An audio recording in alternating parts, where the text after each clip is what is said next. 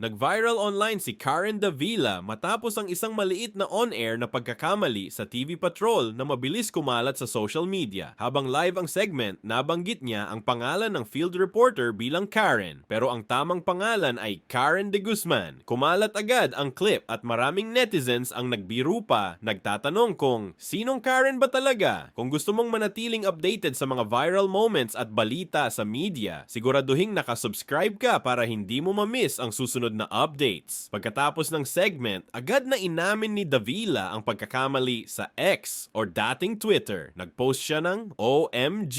Ay, Karen de Guzman, apologies #TV Patrol. Maraming viewers ang pumuri sa kanya dahil mabilis siyang nag-sorry at ginawa pa itong light at honest na moment. Mas naging relatable ang pangyayari dahil live television ito kung saan mabilis ang takbo ng mga pangyayari at kahit veteranong anchors ay pwedeng magkamali. Sa huli, imbes na maging issue, naging good-natured viral moment ito na pinagtawanan at ibinahagi ng maraming tao online.